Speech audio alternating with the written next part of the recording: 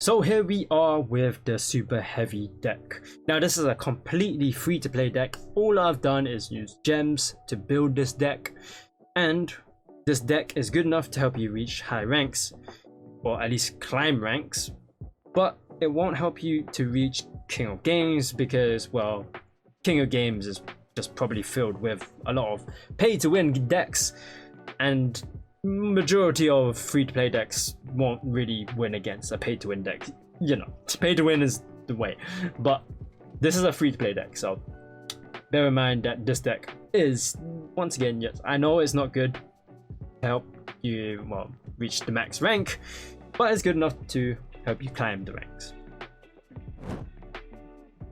Now, before we fully break down the deck, let me quickly get a few cards out the way. These are the non-super heavy cards, so cards that aren't labeled super heavy, but they're still useful for this deck. Now firstly, we have Lava Golem. Lava Golem is a unique card, unique in a way that you can't summon it to your side of the field because that's good. You don't want this thing on your field. What it does is whoever's controlling the Lava Golem will take 1000 points of damage per standby phase. So every time it's their standby phase, they're going to take 1000 points of damage. Now in the process of summoning this card, you need to sacrifice 2 monsters that are on your opponent's side of the field. So this is good for getting rid of maybe some high attack or annoying monsters that your opponent has, while giving them a Lava Golem which will reduce their life points 1000 by 1000 every time it's their turn. Now the most dangerous thing about the Lava Golem is that yes, the person or your opponent will be able to control the Lava Golem, meaning that they can use it as a way to attack you. But there's some nice cards in here which can help with basically making Lava Golem not their way to attack with. I'll get onto that later on.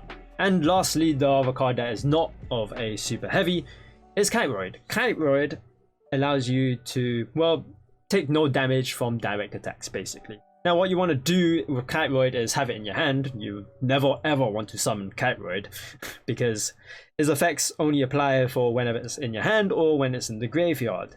And also when it's in the graveyard, or at least when you send it off from your hand into the graveyard, it will ask again for blocking out an attack. Just say no because you've already activated the effect once, and it will ask you to try and activate it again, but don't, because the first effect will happen. Otherwise you're just wasting its potential to block out 2 direct attacks. So don't do that. Leave it as it is. Now that we've got those 2 cards out of the way, let's go for our first super heavy card. Superheavy Samurai Wagon. Now this card is quite unique because out of all these, I guess the main monster cards that we have in our deck, that is our only attacker out of the lot.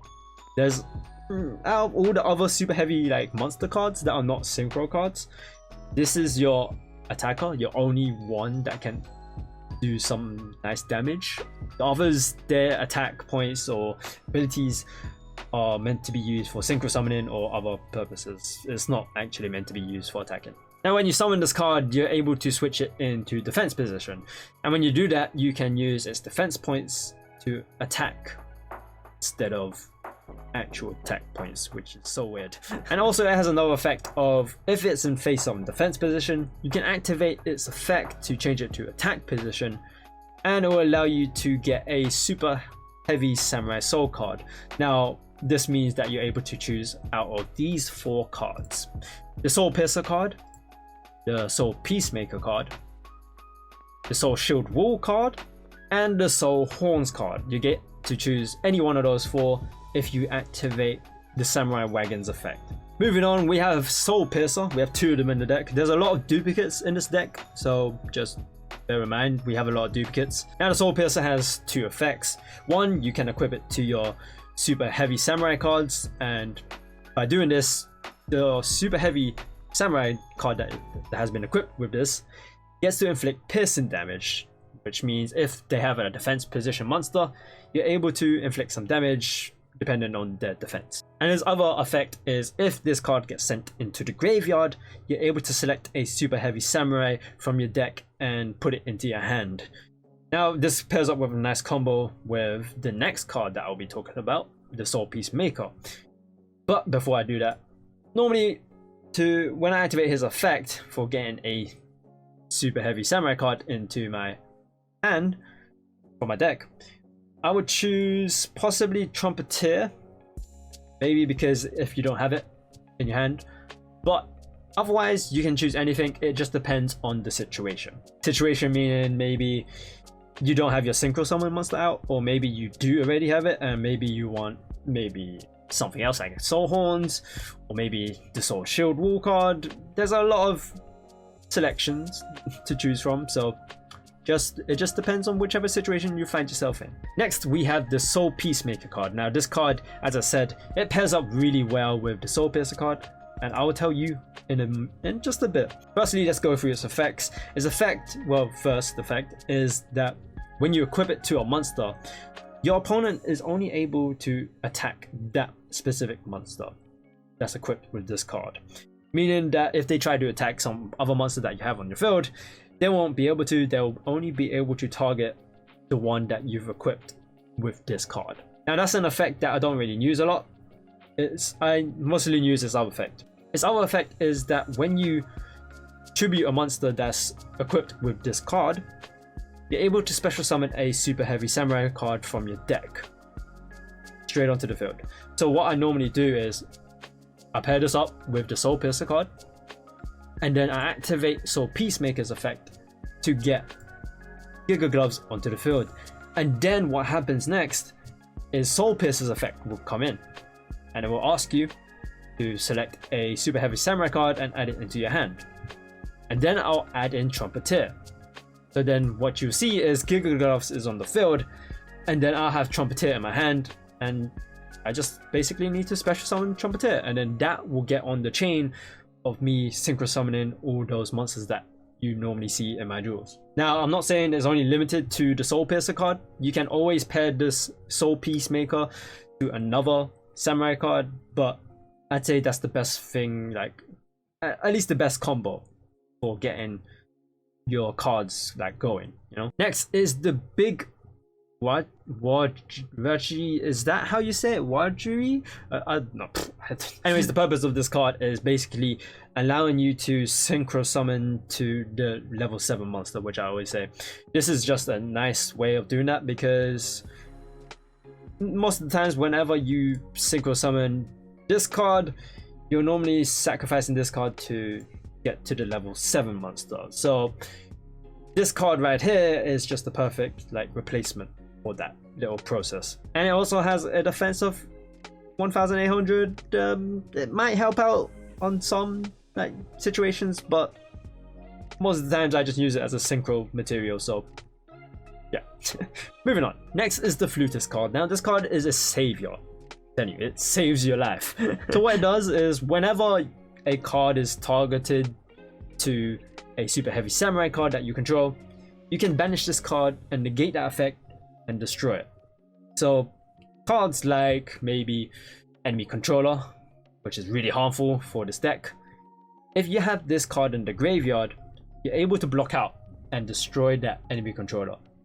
And it really works well with maybe other cards. Something like, I don't know, maybe a monster card that would destroy a card specifically. You can negate that effect and destroy that card itself, and then your monsters just walk free without any harm, as long as you have this card in the graveyard, obviously. And then it does have another effect of basically tributing this card, allows you to special summon a super heavy monster from your hand.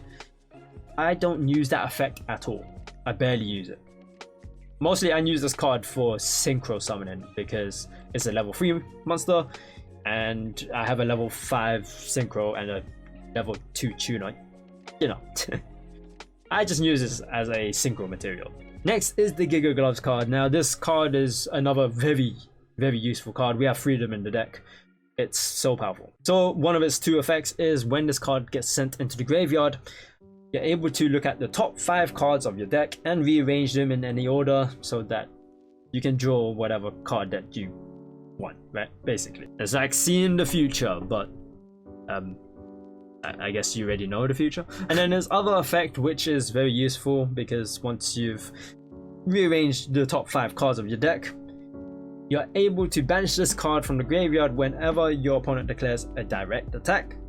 And then if you do draw a Superheavy Samurai card, you can make the opponent's monster's attack points down to 0, which is so useful. Oh my god. That saves your life, and especially how it works well with the Lava Golem, basically reducing Lava Golem's attack down to 0, making Lava Golem completely useless for them.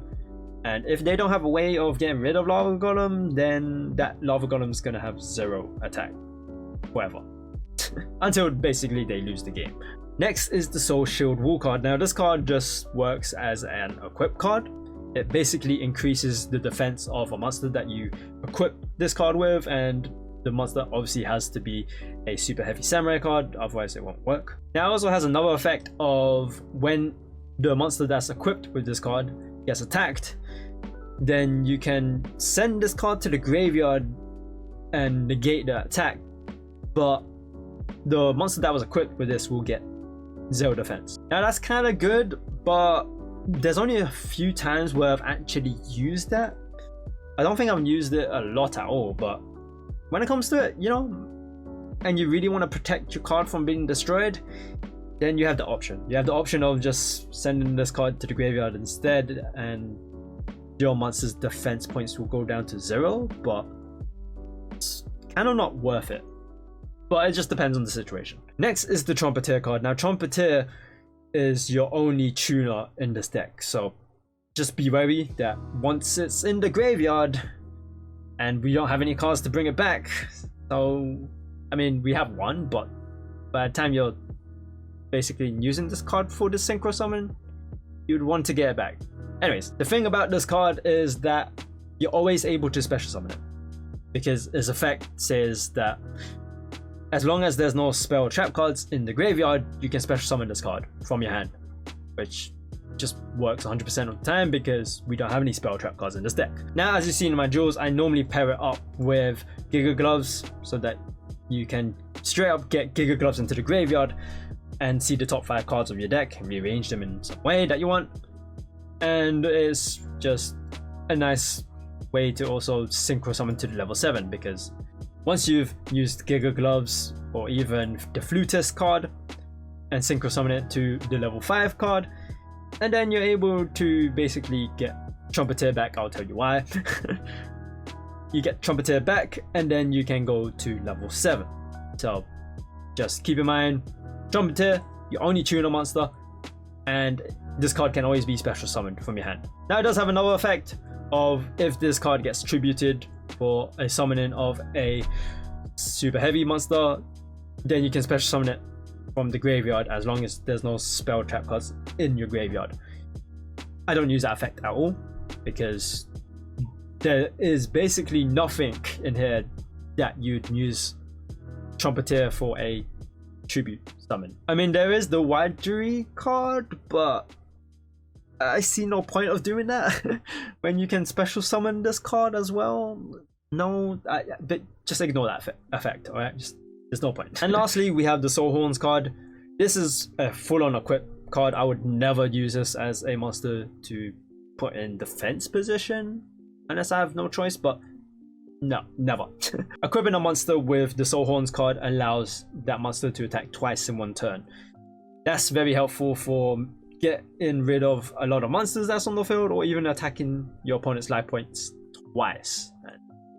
That's gonna hurt. And lastly, we have the cards in our extra deck. Now, all of them are all super heavies, and they all have the effects of they can attack in defense position, and you can use their defense points as their main inflictor. So this just means its defense points is its attack points. It's kind of weird, but just think of it in that way. So firstly, we have the Musashi card. It has the defense points of 2300, meaning that you're attacking with that power. But if it does get switched to attack position, you're using this 300 attack points, which is really bad. Anyways, the effect of this card is when you synchro summon it, you're able to get a machine type monster that's in your graveyard and add it to your hand. Now, I would 100% go for Trumpeter. There's only so few times that you would normally or even barely choose Kiteroid. You can choose Kiteroid as well, to get back into your hand because there's also a machine monster. But there's only so few times that you would do that. So get Trumpeter back. And there's a good reason why you would want that. Moving on is the Stealth Ninja card. Now, the reason why I said before you'd want to get Trumpeter back is because you can use Musashi as your synchro monster for the level 7 Stealth Ninja. And you can also use this card, the big Waraji, as well for synchro summoning Stealth Ninja. So there's at least more than that one way, I guess. Now, this card has two effects. The first effect is that you can half the original defense of this monster so that you can attack your opponent's life points directly for the duration of this turn. So you're halving this monster's attack down to 1400 to attack your opponent's life points. Now that can be pretty big, especially when you have Lava Golem, maybe, if you have it on the field. Or even, what would be better, is if you have Soulshield will equip to the Stealth Ninja card, is getting that 1200 boost, along with halving the defense points of this monster, meaning that you're inflicting 2600 life points directly. You're avoiding whatever monster that they have on the field and just straight up attacking their life points directly for the duration of this turn. And it also means that this monster's defense will go back up to 2800, and also getting the boost of maybe the Soulshield wall if you have it equipped. It's really good. And also another effect, which is kind of something that I forget a lot, is that whenever this card gets destroyed by a card effect, you can special summon this card.